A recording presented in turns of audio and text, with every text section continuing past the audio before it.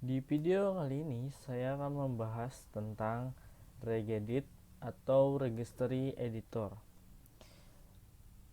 Kita akan menampilkan registry editor dengan cara klik atau tekan tombol Windows pada keyboard lalu klik R. Kita klik regedit lalu klik OK. Ketika muncul user akun kontrol, kita klik yes saja. Oke. Dalam registry editor ini merupakan pusat database untuk pengaturan konfigurasi aplikasi dan informasi lainnya yang diperlukan oleh aplikasi. Dan semua pengaturan tersebut diatur dalam bentuk key. Nah, di sini jika suatu perubahan pada laptop langsung tersimpan di dalam registry editor ini. Semua yang berhubungan dengan komputer akan langsung tersimpan di registry editor. Nah, di sini terdapat 5 folder. Nah, untuk di dalam registry editor ini disebut dengan key. Ketika kita klik ini disebut dengan sub key. Di dalamnya lagi yang ini sub key. Oke, mungkin itu. Nah, ini adalah root. Saya akan menjelaskan key root classes root, yaitu berisi pemetaan dari aplikasi, file-file asosiasi yang digunakan untuk mensupport fitur drag and drop, dan file tertentu pada aplikasi tertentu yang terinstall dalam sistem operasi Windows. Yang kedua, key current user. Root key ini digunakan untuk menyimpan informasi dan konfigurasi dari user yang sedang login, biasanya mengatur kebijakan Windows Explorer, control panel, dan lain-lain. Key local machine.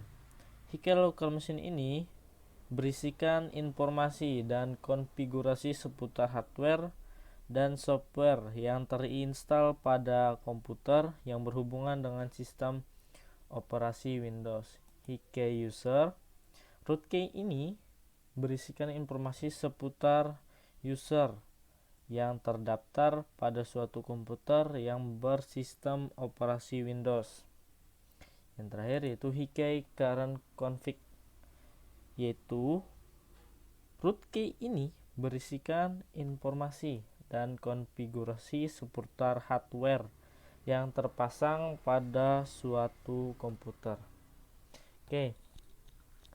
Di sini sebelum kita mengedit di bagian registry ini, sebaiknya kita melakukan backup, yaitu dengan cara klik file lalu export. Nah, di sini kita dapat membackup root key yang berada di registry editor. Nah, untuk ini ada export range, yaitu berfungsi sebagai penyeleksi atau file yang ingin kita simpan. Jika kita pilih all, maka root key semua yang berada di registry editor ini maka tersimpan. Saya pilih all. Jika kita hanya memilih select branch, maka yang tersimpan hanya root key yang ini saja, key current config. Oke, kita ketik namanya backup registry regedit. Oke. Lalu kita pilih tempat penyimpanannya. Saya menyimpannya di bagian dokumen, lalu save. Oke. Saya akan menambahkan key atau sub key yang berada di key current user. Caranya yaitu dan cara di bagian konsol, saya menambahkan di bagian konsol lalu klik. Nah, saya bisa menambahkan sub key yang berada di konsol, yaitu dengan cara klik kanan lalu new lalu klik key. Nah, di sini terdapat new key hashtag 1. Nah, kita dapat mengubahnya sesuai dengan apa yang kita mau. Namun, di sini kita dapat mengubah semua submenu, value name, dan value entry. Kita dapat mengedit semuanya, namun kita harus tahu bagian dasarnya dulu, atau tidak laptop atau Windows bisa error. Oke. Lalu kita hapus. Ini untuk menambahkan. Nah, di sini untuk kita dapat merename namanya. Ini sebagai contoh saja ya. Sistem. Nah, ini sebagai contoh saja. Kita hapus. Oke.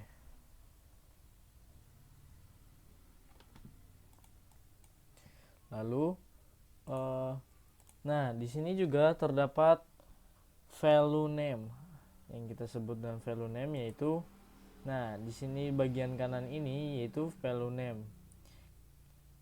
Ketika kita klik, terdapat value data yang kita sebut dengan value entry. Di sini kita dapat mengubah